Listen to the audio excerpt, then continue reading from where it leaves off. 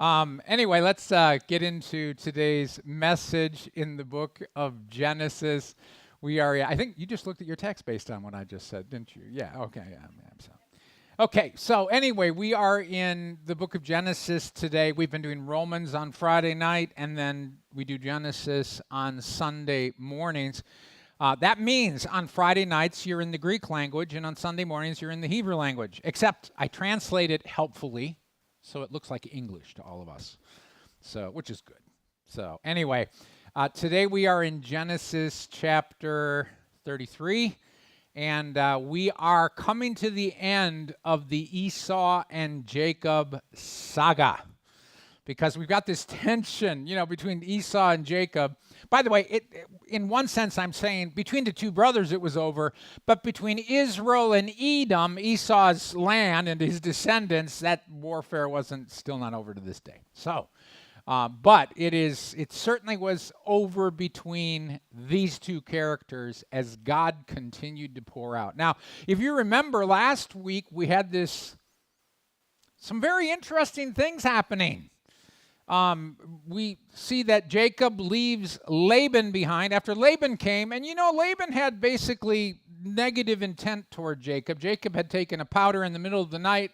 Laban was incensed, and he intended to take back his daughters and the kids. I mean, he was going to either say, Jacob, you come back or you go on your way alone. He came with a huge force that would have been able to dominate. And Jacob had a huge force because he had become, a great sheik during that time under Laban's, cheating heart. God had protected him. So anyway, they got done with that encounter. God protected Jacob through that by talking to Laban and says, basically, don't touch Jacob or you're dead. But, it was an implied threat. When God tells you don't say anything good or bad and don't do this, it's like and he's protecting someone, it would be really good if you didn't do that. Laban understood that, and so he obeyed and said, the God of the universe has told me no. And told Jacob, the God of the universe is who's protecting you. Not, I had the power to do you harm, but now God told me I can't. So he went home, probably pouted a little bit on the way. And Jacob goes on. And as Jacob goes on, the next thing we read is he runs into these angels of God. So they're heavenly angels. The Greek word, or the Hebrew word here, malach, can mean human messengers or divine messengers. We, generally speaking, in the English language, call divine messengers angels, and we call human messengers messengers, Okay, but the Hebrew word it can refer to the divine or the human. In fact, it says he ran into the angels of God and then he sent messengers to Esau.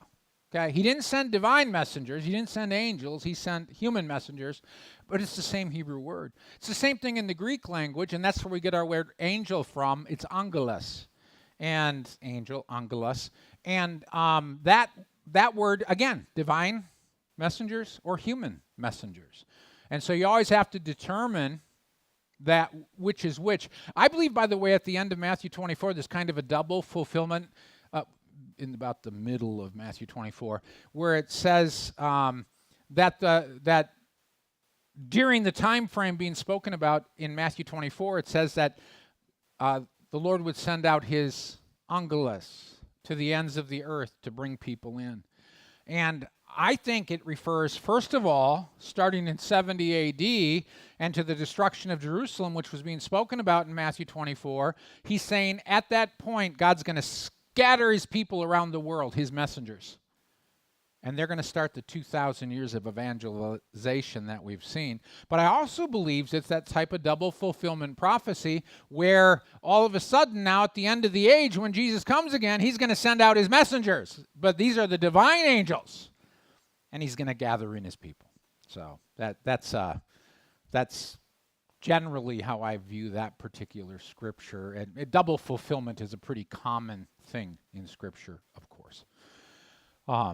The one that we normally point to is when David gets the promise of the son who would sit on the throne. It first applies to Solomon, but then it secondly applies to Jesus taking the throne of David. The other one that's real commonly used to point that how that double fulfillment, out of Egypt I called my son, first referred to Israel being called out of Egypt.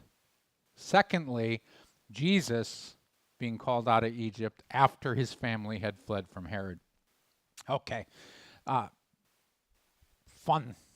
It's fun to be able to look at some of these scriptures, especially when in the day in which we live. But now we're looking at Jacob. He's running to the angels. Weird. And then he wrestles with God all night long. Literally. Angel of the Lord shows up. And Jacob gets into a wrestling match. When's the last time y'all did that? Okay. I mean, you understand, this was a real human being. You could have drunk coffee with him if they had coffee back then. You could have shown up and said, hey, want to sit down and share a cup of cold water? And you'd have been able to talk about the weather and the sheep. You better know a little bit about sheep if you're going to talk to Jacob. And, I mean, these are real human beings. Just transport yourself, thousands of years ago. And they had the same type of human experience we do. And he wrestled with God. Literally. There's times we wrestle with God in prayer. That's a spiritual wrestling. But most of us had not had experiences that were literally, physically wrestling with God. Cost Jacob his limp. God, his hip was thrown out. And Jacob walks away from that encounter blessed by God and with a new name, Israel. So, that's why it's the children of Israel and not the children of Jacob. It's God's change of his name, reflecting a change of heart. And so today we get to see some of the change of heart already beginning to manifest in Jacob's life. I've entitled today's message, Jacob Finds Favor. The truth is he's been finding favor for 20-some years, ever since God promised him that favor as he was leaving the land of Canaan, and he had the dream of the ladder going up and down to heaven, or the stairway. And God said, I'm going to be with you this entire way, and I'm going to prosper you and help you and protect you. And so he's been having favor for a long time, but he was still very nervous about a brother who was... Last time Jacob had talked to Esau, last time he had heard anything about Esau, is he was plotting murder against Jacob in his heart. And so Jacob is preparing to meet his brother, and he knows Esau is coming and an armed troop with him, which makes Jacob nervous and certainly makes him fearful. So let's just jump into Genesis 33. Obviously, if you have your own scriptures along with you, it's always good to follow along. This is my translation of the Hebrew. When Jacob lifted his eyes, he looked, this is right after he got done wrestling God, came across the river. When Jacob lifted his eyes, he looked, and just then Esau was coming, and 400 men with him. So he distributed the children between Leah, Rachel, and the two handmaids. He put the handmaids and their children first, and Leah and her children after them, and Rachel and Joseph behind them. He himself went ahead of them. He bowed down to the ground 7 times until he drew close to his brother. Okay. Now, by the way, Jacob gets a lot of criticism for the things that he was doing right here. Jacob was setting things up to honor Esau. We don't understand the culture of the time. You'll hear a lot of people saying Jacob was trying to protect Rachel and Joseph by putting them at the back. No, they were all together. He didn't put a space between the groups. They were all together. It was the order of, if you will, family authority. Remember, there was always a head wife, and Rachel was the head wife when you had multiple wives, by the way. Most of us just have a head wife. One. So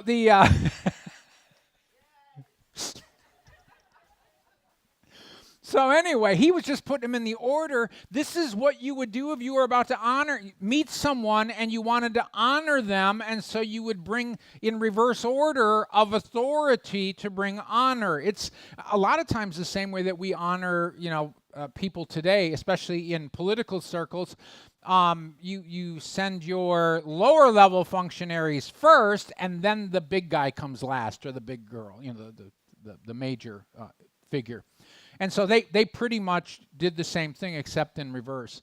So anyway, it says here we go. He's after wrestling with God all night long. I mean, by the way, that means he had no sleep.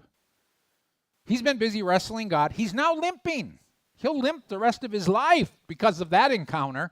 And so he gets across, and it says he lifted up his eyes. That's and look at, there he is. He's like, they didn't expect him to be there yet.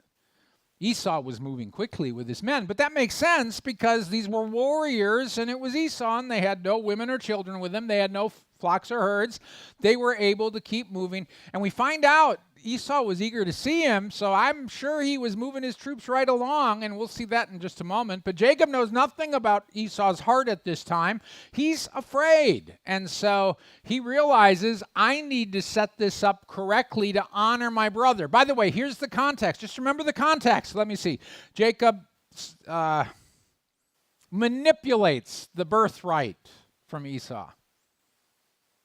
His brother comes in, famished, low blood sugar, probably shaking because of not having enough food, and blood sugar low. And he says, can I have some of this, the soup, or the red stuff is what it was called, stew that you're making?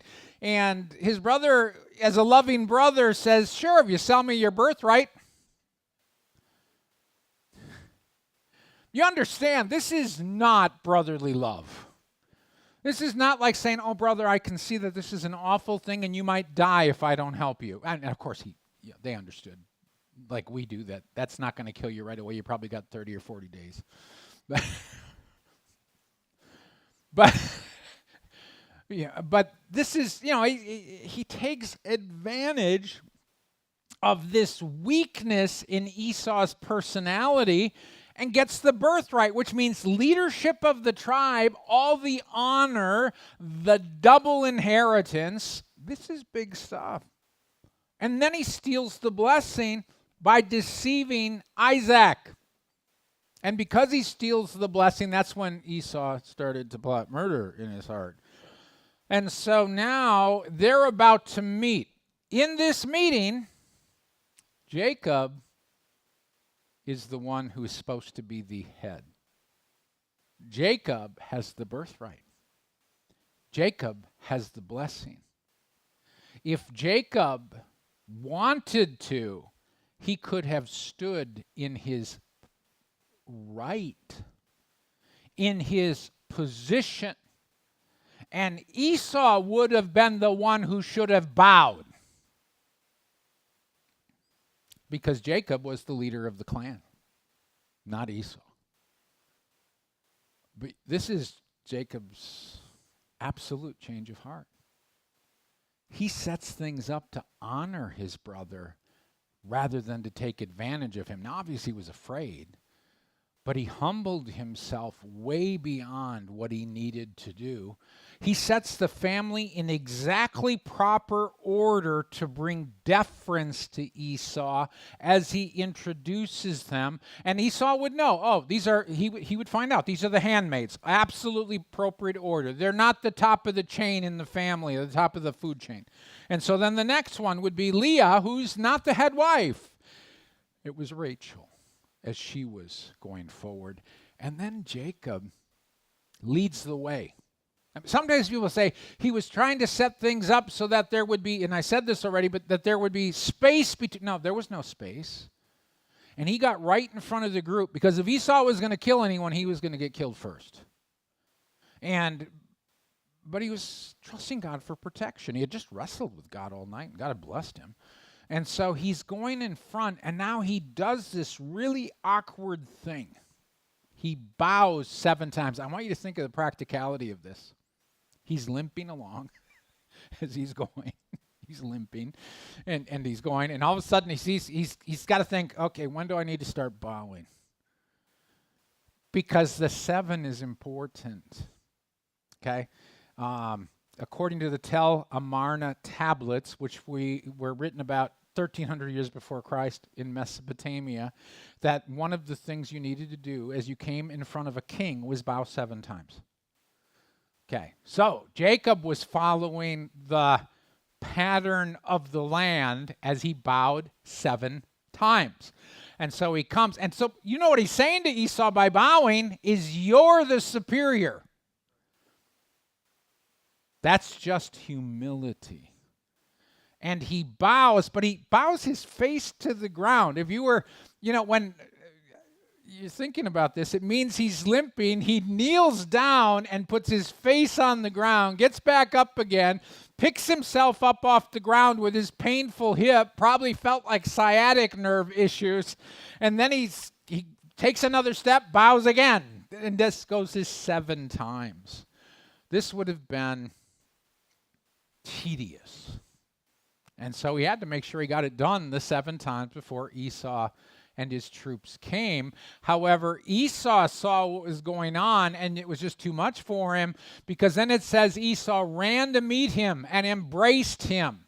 He also fell on his neck and kissed him. After that, they wept. Esau lifted his eyes and saw the women and the children and asked, "Who are these with you?" Jacob responded, "The children by whom God has shown mercy to your servant." And so anyway, you understand, Esau ran ahead of his troops. He ran ahead of his bodyguards.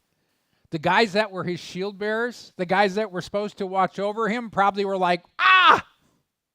You know, when a politician is covered by Secret Service or by bodyguards, and they break free from the Secret Service to shake hands with the crowds, because that's what the politicians do. That's what Esau did. And I'm sure his private bodyguards and his shield bearers felt exactly the same way the Secret Service or the bodyguards do with our politicians. Oh, good Lord.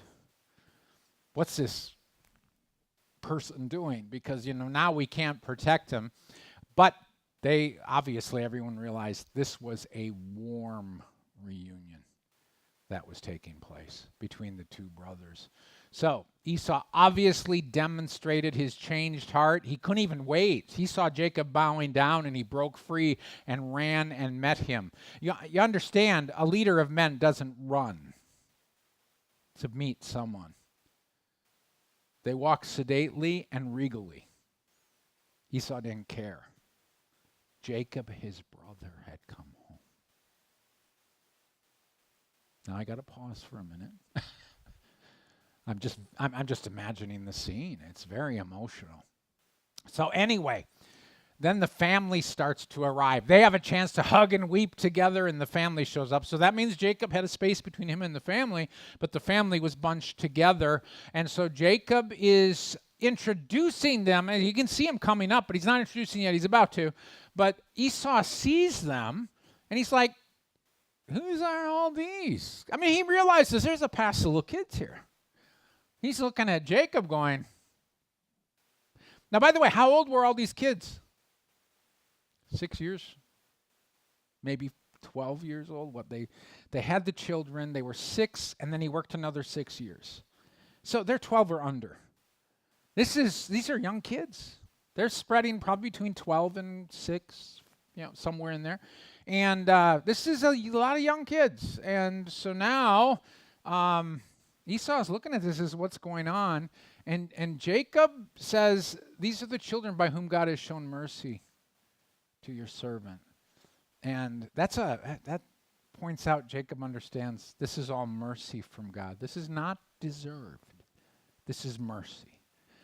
And then he begins to introduce them.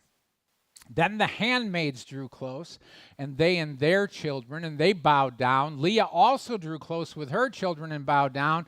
And at the back, Joseph and Rachel drew close and bowed down. So we got the kids all coming close. The handmaids and their children, that's 2 sons each. They were together because they had the same social status. That's the point. This was all about social status, okay? And then you got Leah and her 6 sons and a daughter, Dinah. And then you've got Joseph and Rachel. Now notice the word order. Do you know how unusual it is that Joseph's name would be mentioned first? That is so far out of normal, but we're already getting a little bit of a hint of what is coming, because he'd be basically the ruler of the world besides Pharaoh in a little bit. And so we're getting this, it would normally be Rachel, the mom, because she's got far more place and authority, and then the son would be listed, but not in the case of Joseph, because already we're getting a hint of what's going to be going on with Joseph. And so the word order is important here, and just as a hint of what is coming. So Esau asked, "What did you intend with all these hosts that I have encountered?" Jacob answered, "To find favor in the eyes of my Lord." But Esau responded, "I have much, my brother. Let what is yours remain with you." Jacob said, "Please, no. If now I have found favor in your eyes, then take the gift from my hand for this reason. I have seen your face as one who looks at the face of God, and you are favorably disposed toward me. Please take the blessing which has been brought to you, for God has shown mercy to me, and because I have all I need." So he urged him, and he accepted it. This is like the first tension. I mean, you understand how old patterns happen? And Jacob and Esau had certainly growing up for 70-some years, because remember, they were not spring chickens by the time they parted. For 70-some years, they had developed their patterns of dealing with each other, and now they were having a disagreement within about 5 or 10 minutes of reuniting. Fortunately, the disagreement was over who was going to be more generous. That's okay. You can do disagreements over that. And Jacob was not real excited about the idea that Esau was saying, "No, don't." Now, by the way, that means both brothers had prospered. Esau said, "I got plenty. I don't need anything." So he says, first of all, what were... now, by the way, every one of the servants had said, "These are gifts to you from your brother Jacob, and he's coming behind us."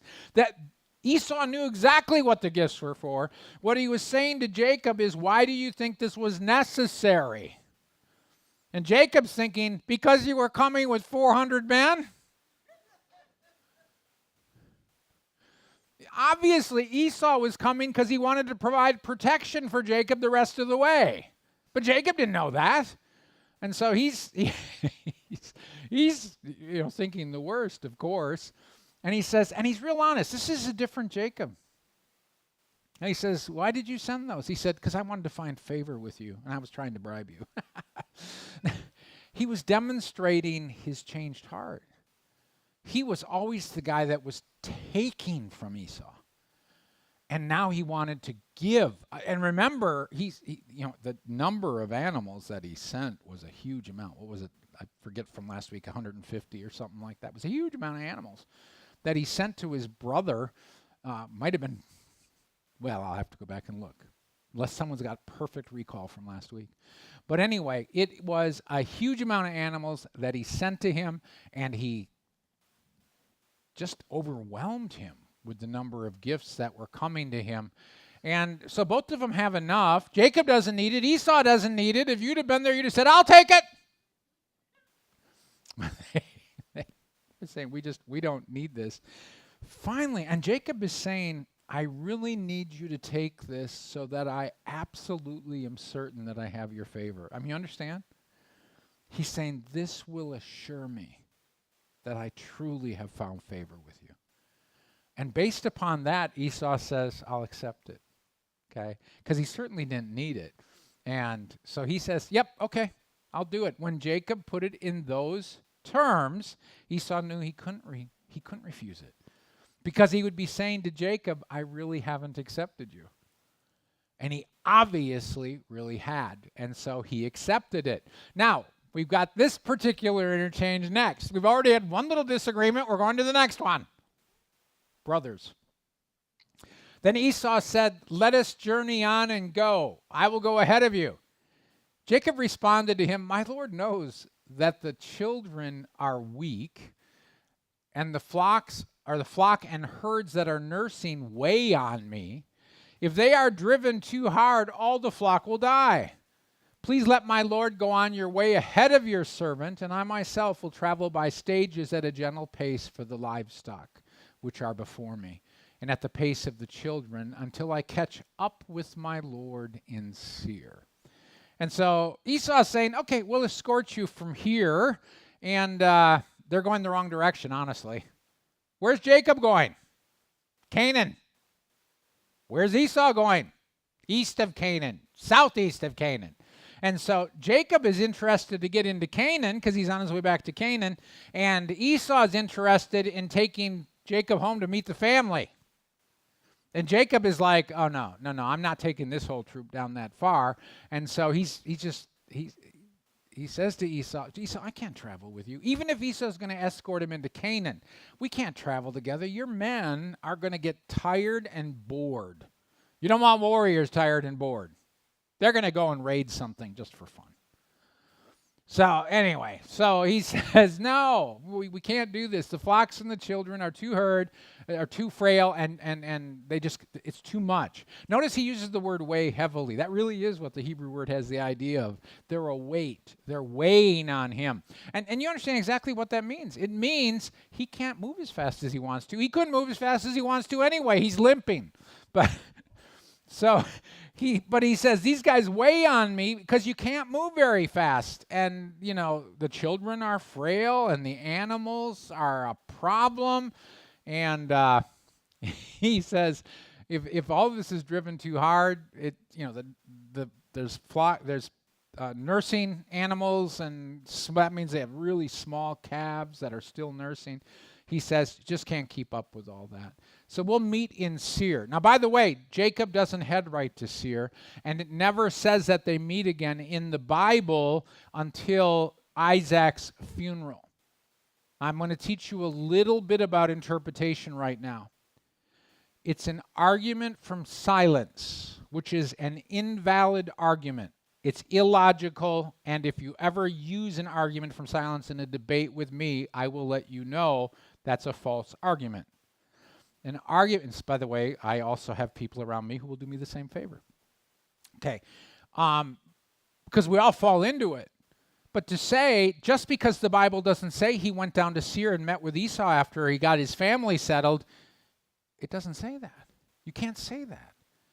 And I have no doubt that once he got his family settled, he took some trips down to meet Esau and his family. He said, I'll see you in Seir. He didn't say, we'll see you in Seir. He said, I'll see you in Seir. And so to say that Jacob was deceiving Esau is to assume he's still walking in his old nature. He had just got done wrestling with God. I dare say if you had wrestled with God, you'd try to be honest for at least 24 hours. So I have no doubt that once he got his family established, there were many trips back and forth. I have no doubt that Esau traveled up on his journeys and would also stop by. And there'd be great feasts, and it would be wonderful old time's sakes. They'd be laughing. He'd say, remember when I dressed up like you? Oh, no, he probably never said that. There's some awkward things that don't get said between the brothers. That's always appropriate, by the way. I mean, there's things that in our past, they just need to stay there and not be brought up. We do not need to rehash old issues. So unless there's forgiveness needed, then, of course, that is something that needs to happen. So, but in this case, the forgiveness happened when they were crying on each other's necks. So Esau said, well, please let me assign some of the people who are with me to accompany you. But Jacob said, what for? Just let me find favor in the eyes of my Lord. So Esau is offering a security force. Jacob has a security force. He doesn't want to be responsible for Esau's men. What happens if they're traveling? Now they don't have Esau along. Does Jacob have confidence in their commander? Would you have confidence in someone you did not know at all once your brother had gone? Because now this is the person who's supposed to be around your family. And Jacob's like, nah, I really don't need that. Why do we need to do that? And so he has his own security force. He obviously has traveled a long way without any damage to his, and Laban was stopped by the Lord. But so Jacob is not interested in having Esau's men around. And so Esau takes off. It says, on that day Esau returned on his way to Seir, while Jacob set out for Sukkot. He constructed a house for himself there, and he made booths for the livestock. That is why he called the name of the place Sukkot. Okay, so Esau departs. Boy, you talk about a guy in a hurry. They meet, sit down, have lunch, and he says, okay, catch you on the flip side. Takes off. And then Jacob follows through on his plan to head toward where he wanted to go, into Canaan. And so Jacob heads to Sukkot. You say, well, where is all that? Okay, on this map, you can see, and I'll just put where they met, south of the Jabbok River. You can see that little red dot I've just put on the map. And Esau leaves, and he's headed that way, down to the Edom area, okay, Seir. And Jacob's heading toward the area, generally speaking, where there's a village later called Shechem, okay? And so he heads that way. And then the next verse tells us that he then heads down to Bethel. We'll get to that, so I thought I'd just quick put it on so you'd understand what was going on. Jacob's intent was to dwell in Canaan. That's where he was coming back to. God said, go back to Canaan. He didn't say, go dwell in Seir. He said, go back to Canaan. And he's going to obey God, and he's going to do what God has called him to do. Now, this is interesting because we usually think of the patriarchs only dwelling in tents. He builds a house.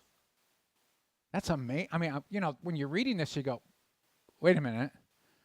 These guys were strangers in a strange land. They only built, they were looking forward, we're told in Hebrews 11, to something, a city built by the hands of God. And so here we got Jacob building a house. And he's building booths. And by the way, that's where it gets its name Sukkot, because Sukkot means booths. And so he named the place Sukkot, but he's building a house, and he stays there a while. By the way, it could have been up to 20 years between this verse and the next verse. And there's no real break. A little while later, Jacob, no, it's just kind of reads together. But we know because of the age of the children.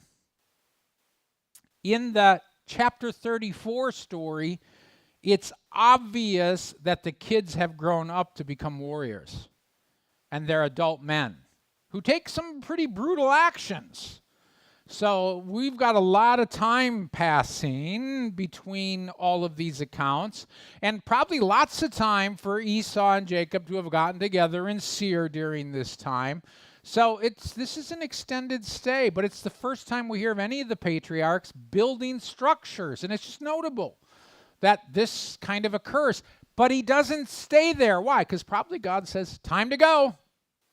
And, well, he moves on from that particular area.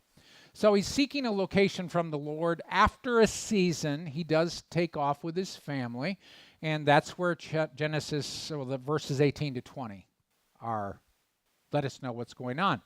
When Jacob came from Paddan Aram, he came to Salem, the city of Shechem, which was in the land of Canaan.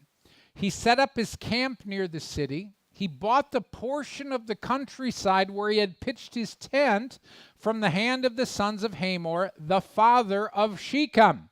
He paid them 100 casitas. You say, man, that's a lot of money.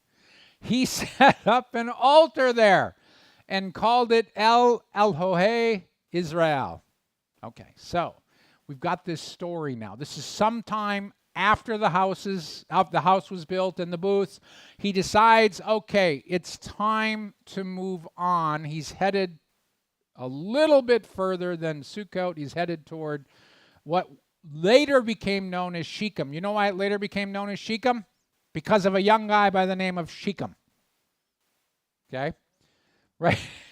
Right now, it's called the city of Shalom, the city of Salem. It's pretty clearly not Jerusalem, which was also known as Salem, but it's the city of Shalom. By the way, most of your English translations will say he came to Shechem in peace. That's how they translate the Shalom. The only problem is if you're going to do it that way, you have to have a beth in front of it, which is the preposition in or with peace.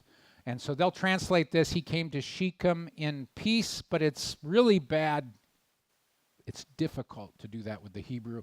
And then all of the versions, including the Septuagint, say that he came. The ones that were translated way back millennia ago, they all say he came to Salem.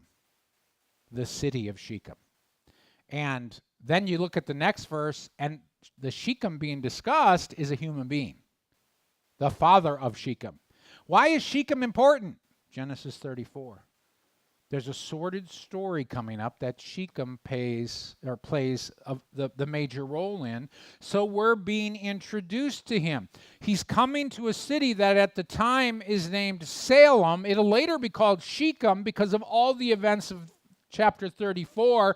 But like many of the other cities in the land of Canaan, they are told to us first as what they were called by the later Israelites in Moses' time. Remember, Moses is writing this many, many, many years later. The cities have changed names, and so he uses the names that the Israelites understand or know it by. But then somewhere along the way, he'll say, by the way, at that time it was called this, and it was later known as this. Well, it's the same thing going on here.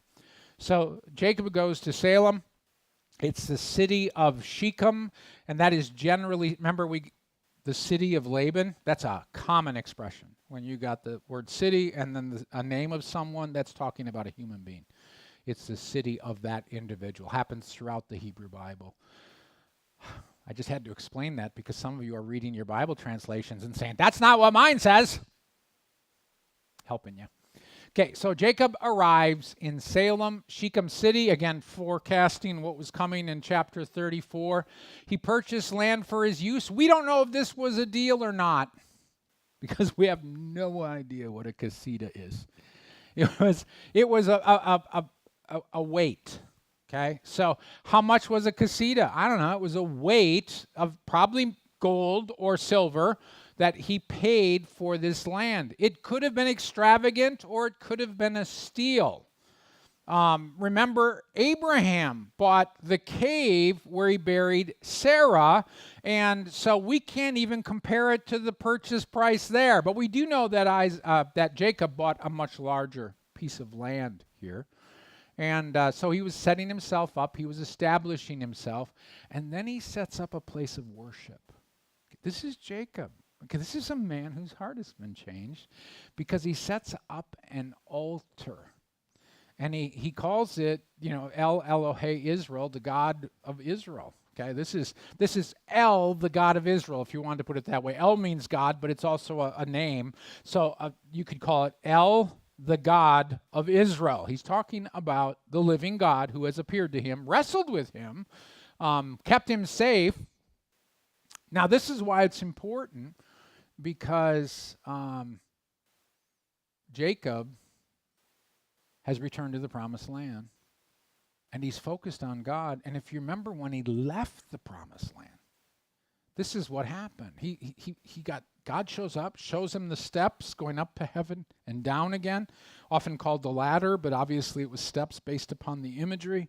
And so Jacob sees that, has this encounter with God who's standing there, and he gets up from the dream and he says, my goodness, this is the place of God, Bethel.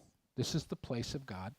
Then Jacob made a vow saying, if God will be with me and he will watch over me on this road that I am walking and will give me bread to eat and clothing to wear, and I will return in peace to the house of my father, and Yahweh will be my God, then this stone which I have set up as a pillar will be a house of God, and all that you give to me I will most certainly give a tenth to you. Okay. So he's saying right when he is there, having come to the Shechem area, or what we call later Shechem, Salem area, he is saying, I am going to set up an altar as a part of fulfilling my vow to God. And he has been brought back from the time, it took 20-some years, but he understood what God had just done for him, especially in the encounter with Esau, although by this time, some time had passed between that. If there's something that I want to just take from today's message today that is a great application for us, is that God is faithful. And when you look over, and he was looking over 20 years when he returned, but then it stretched to maybe 40 years by the time he ends up having, the encounter that we read in the next chapter. Over that time, he was able to look at God's faithfulness and to realize God had protected him again and again. When we're in the midst of the turmoil, when we're in the midst of the trouble, and the trouble is right here, it's hard to see the long distance how God's been helping you. But when we look back after longer periods, 10, 15, 20, 35, 40 years, if we can look back, we'll see how faithful God is to his people and how God's hand guides us and protects us and helps us along the way. There are key things that are amazing. We were just talking,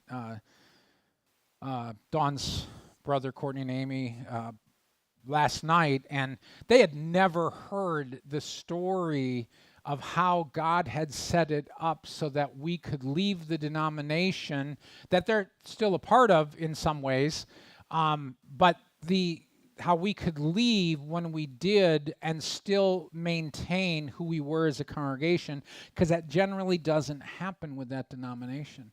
And so I just was able to tell him and tell them yesterday, I was recounting the story, back in 1981, 82, I was a Pinkerton guard. Now I know, you're trying to imagine me in a Pinkerton guard uniform. I looked very good. Okay. If you put on the hat, it looks like a police hat, but it says Pinkerton guard, you're looking really official. And I was a Pinkerton guard at our denomination's teachers college. I went to school 30 miles away on my pre-seminary course that I was doing. I was down in Mankato, Minnesota, but I would work as a Pinkerton guard on the college campus and work overnight protecting the campus. That worked really well when you had to go to school the next day. It was wonderful sometimes as you were taking tests or whatever you were doing. But what I would do, because it was mostly boring, you know that. When you're a guard, it's mostly boring, except when it's not. You're really praying for boring. You like boring. But what I would do is I'd go to the school's library and I would see if there was anything interesting to read on my breaks. And, obviously it's the break, so all you can read is magazines. You're not really reading books and looking at that. So I would pull out magazines, and there was a particular magazine that was written by a group that had left the denomination previously, and I am studying to become a pastor in the denomination, so I am just reading this because I'm bored. Something to take up time while I was eating my lunch. And it tells about how a church in Green Bay, Wisconsin leaves the denomination. And because of the bylaws of the church and the way it was structured, it allowed the denomination to do some things that really damaged the future of that congregation, even as it was deciding to leave. And I was a youngster. I'm reading that and going, that's disturbing. And I didn't know what was more disturbing, that a church was leaving the denomination, that I didn't understand what was going on, or, that this happened and all of that. And I just went, well, that's nice, and went on to my next magazine. That was, like I said, 1981, 1982, maybe 1983. And then I went back, I got graduated from the college, and I went back to the seminary, which is in Wisconsin again, and ended up being, sent out to restart a failed church plant in South Florida. And then about 7 years later, we were in a position that literally we were being forced to make a decision about whether we should stay with the denomination. And I went up and did a debate with the seminary professors, and it wasn't very satisfactory. Won't get into that. And some of the things that they had taught me, they backed up on in order to stick with the denominational perspective. I confronted them on that. That really went south after that, but okay. But anyway, so at that point in time, I knew that we needed to leave the denomination. We could not ethically stay. But I could remember what happened to the congregation in Green Bay, leaving the denomination. And so I went to a lawyer in our congregation. I said, we need to rewrite our bylaws to protect our congregation, and we're going to leave the denomination. And from the spring of that year to the time we left the denomination in October, we went through the process following the bylaws that we currently had, and we changed our bylaws to completely by the vote of the congregation so that we were protected without ever telling the congregation what we were doing. We had to wait until we were in the meetings that eventually became our public meetings, and we were saying, here's what we're thinking we need to do. And they voted for it, okay? Almost 100%. One family was not for leaving the denomination out of a bunch of families. And so but we had, it was because when I look back from that thing, we left, the denomination tried to pull the exact same things that happened in Green Bay. But they had no authority to do so because we had changed our bylaws. And that protected us so that we were able to go on with our mission without any entanglement with the denomination that would have only slowed us down and perhaps hurt us. And you know, you look back on that, and I'm looking back right now. How many years ago was that? 1982. God got me the information that I would need 13, 14 years later. All the way back in 1982.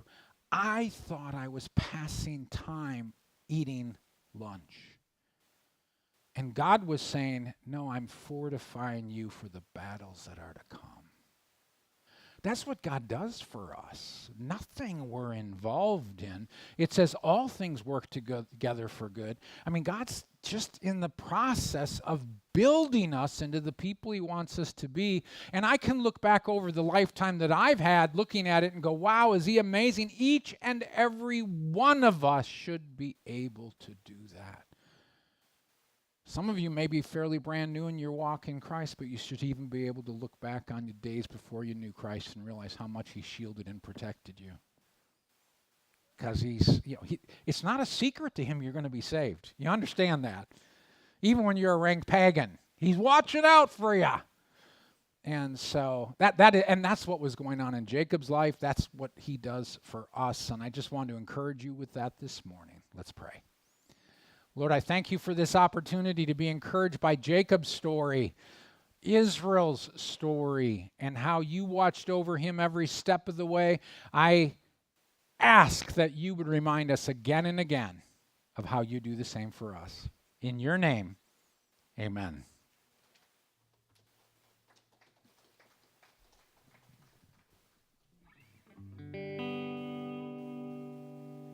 This is the